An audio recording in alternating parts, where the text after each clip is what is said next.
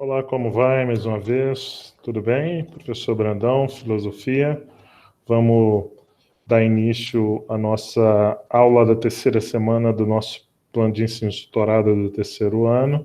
Deixe-me abrir para vocês o conteúdo dessa semana. A semana 3 do nosso PET é a semana que se propõe ao que nós chamamos no campo da filosofia da reflexão sobre o belo, da reflexão estética, do campo da filosofia da arte. Todos nós, de uma forma ou outra, temos algumas noções, carregamos conosco noções ao longo da nossa vida sobre a beleza. Então, algumas pessoas nos parecem belas, outras pessoas nos parecem feias, alguns objetos nos parecem bonitos, outros nem tanto, e assim sucessivamente. O que a filosofia faz? A filosofia procura investigar, a filosofia procura compreender de que forma esses objetos ou de que forma essas sensações, essas emoções, esse estado de avaliação da beleza, esse estado de avaliação estético nos ocorre, acontece, de que forma e por que certas coisas despertam em nós esse sentimento de beleza. A palavra estética, ela vem do grego aesthesis, está aqui, e quer dizer sensações, experiência, e foi desenvolvida por esse pensador aqui, o Alexandre Baumgarten, um pensador alemão, no meio do século XVIII, em 1750, e servia para demarcar esse campo, esse espaço da reflexão filosófica sobre o juízo estético, sobre a beleza, sobre o belo. A reflexão filosófica sobre o belo, ela é muito antiga, ela está presente, não só na filosofia, mas desde das grandes obras da literatura da Grécia clássica, como são os casos da Ilíada e da Odisseia de Homero, a reflexão sobre o belo, sobre o Kalos Agathos, está presente, acompanha essa reflexão aqui no Ocidente de uma maneira mais racionalizada. É claro que na Odisseia e na Ilíada há uma reflexão mais poética, vamos dizer, harmoniosa, mais artística em relação ao belo. O PET, a terceira semana, ela nos propõe apreciar, compreender três experiências, três narrativas três reflexões sobre a beleza. Como três filósofos clássicos, ou seja, apresenta três respostas clássicas em relação à questão da beleza. A primeira resposta é a resposta de Platão. Como Platão entende o que é o belo?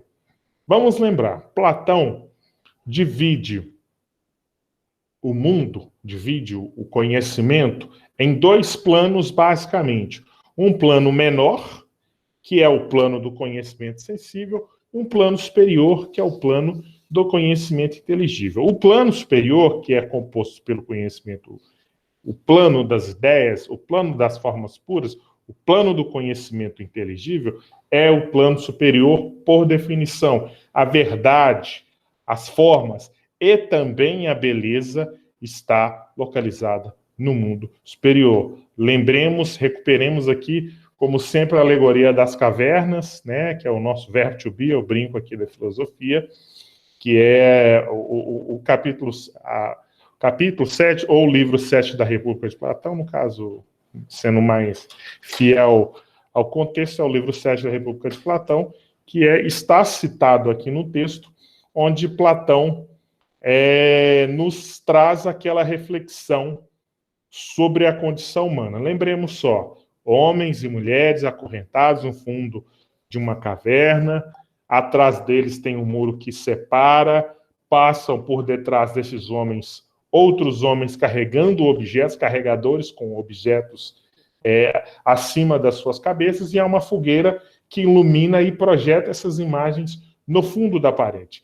Então, essas imagens projetadas ao fundo da parede são o que esses homens que estão acorrentados conhecem do mundo. E enquanto esses carregadores, esses homens que carregam objetos, conversam, aqueles que estão acorrentados têm a impressão ou acham que estão conhecendo o mundo e parte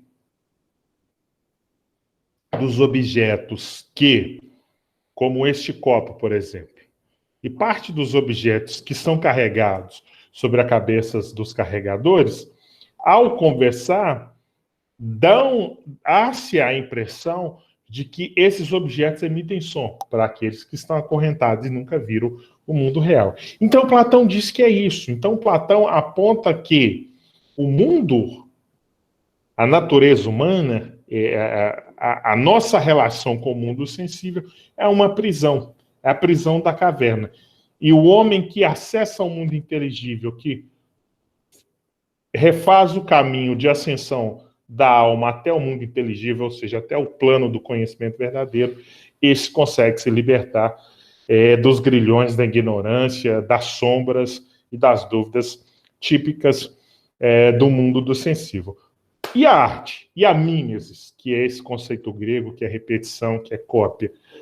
Platão dá um status inferior à arte, ou seja, a arte em Platão ela tem uma posição menor do ponto de vista do conhecimento das ciências. Por quê?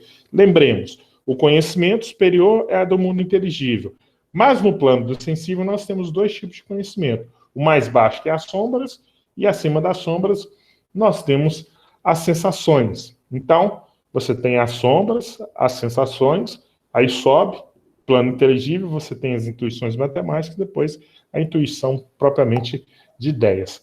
A arte tem um estatuto menor, por quê? Porque na visão de Platão, a arte nada mais seria do que uma espécie de repetição ou cópia daquilo que é imperfeito, porque já é imperfeito.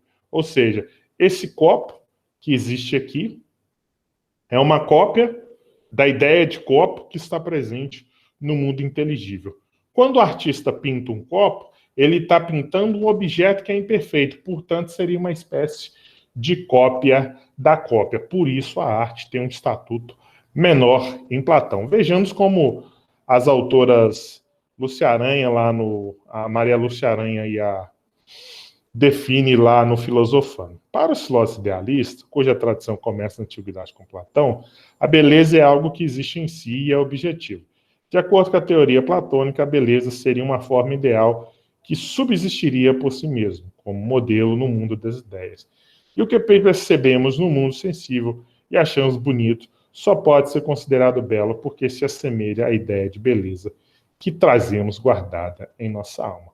Passemos agora, então, para a reflexão aristotélica. Arte, mimesis e catarse.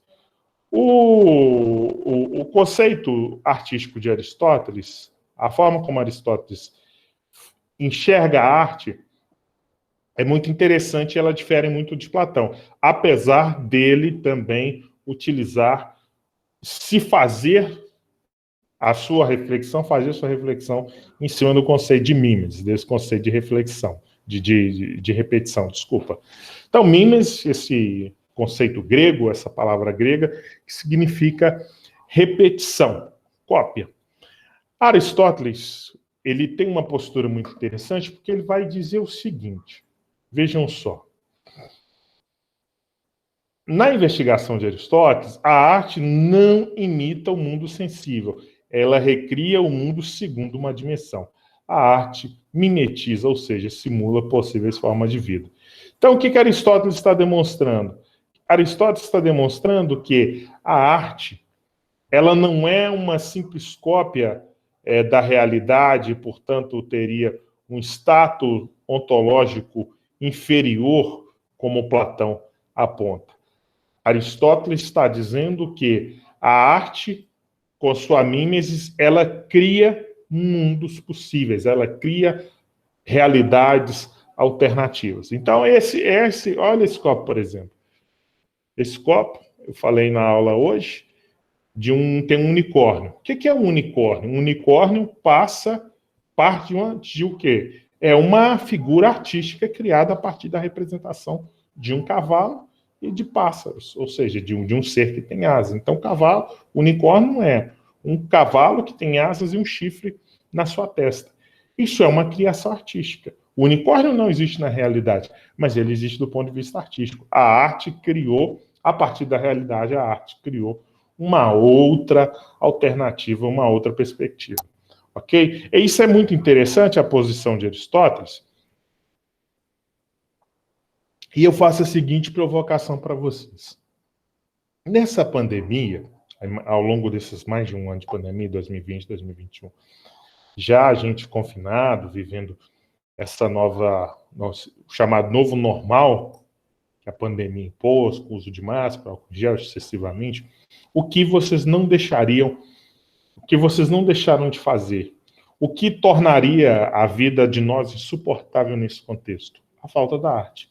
Nenhum de nós, quem pôde, por óbvio, né, deixou de assistir TV, deixou de ver filme, deixou de ver futebol, deixou de ver novela, desenho, filme, séries, enfim, ouvir música, algum tipo de produção artística. Então, do ponto de vista nosso, que estamos passando por esse processo da Covid-19, a arte criou formas alternativas de suportar essa realidade que tem sido insuportável. A terceira reflexão sobre a arte é do filósofo alemão Immanuel Kant. Kant, como vocês sabem, é o ápice do pensamento iluminista, e ele tem uma reflexão, um sistema filosófico, né? É sistema porque ele é complexo, discute vários elementos do campo do conhecimento, passando desde a teoria do conhecimento, pela ética e até a política, e até chegar o direito, e por fim, eu estou tentando chegar aqui na filosofia da arte, na filosofia da estética, na estética em si. O que Kant vai dizer? Que, ao contrário aqui do campo da teoria do conhecimento e da ética, em que há uma objetividade racionalizável do ponto de vista das ações humanas e do conhecimento, Kant vai dizer que a arte ela tem uma perspectiva singular. Ou seja, para Kant, o juízo, ou seja, a nossa percepção estética da arte não é guiado pela razão, e sim pela imaginação. Julgamos belo aquilo que desperta prazer, o que não é lógico ou racional, e sim algo subjetivo, já que se relaciona ao prazer ou desprazer individual. Por isso, para o filósofo, todas as afirmações artísticas são singulares, pois tem como referência um único indivíduo. Então, Kant estaria concordando com aquela afirmação que muitos de nós fazem, que gosto, essa percepção de beleza é subjetiva, cada um teria o seu? Não necessariamente. Kant aponta uma objetividade, ou seja, uma objetividade, uma universalidade para a arte, ao dizer que as obras de arte, elas em que pese tem essa sensação, essa fruição, essa percepção de beleza do ponto de vista individual, elas têm certo objetivo, elas têm certa objetividade. Por quê? Porque algumas obras de arte produzem sensações parecidas em milhares, em uma maioria enorme de espectadores. Vou dar 2 exemplos, falei mais cedo sobre eles. A pintura da Capela Sistina, o teto da Capela Sistina, lá no Vaticano, pintado por Rafael Sanzio, né, no século XVI, né, no Renascimento, e as obras aqui, vizinhas a nós, da região metropolitana, do Museu de Inhotim. Esses 2 monumentos artísticos produzem sensações muito parecidas nos seus visitantes, ou seja, de cartaz, como diria Aristóteles, de purgação, de purificação das emoções, de celebração dessas emoções. Então, todo objeto que desperta esse prazer, essa cartaz emocional em nós, na visão de Kant, eles são belos porque, despido dos nossos preconceitos em relação eu não gosto disso, eu não gosto daquilo, nós conseguimos ver a beleza. Vou dar um exemplo. Eu falei mais cedo, Eu, por exemplo, não sou um cara que ouve música sertaneja. Mas se você pegar alguns autores, algumas letras, a Marília Mendonça, por exemplo, tem boas letras. Se eu consigo me despir desse preconceito em relação ao sertanejo e prestar atenção apenas na letra, eu percebo que há beleza nessa letra, ou seja, eu percebo que também há beleza em composições de sertanejo, assim como há em outras composições. Ok? Então vamos fazer os exercícios. Então, propostos, os exercícios propostos essa semana estão nas páginas 178 e na página 179. Questão 1. Considere a seguinte afirmação do poeta brasileiro Ferreira Goulart. A arte existe porque a vida não basta. Explica a relação dessa frase com o conceito de Mimes de Aristóteles.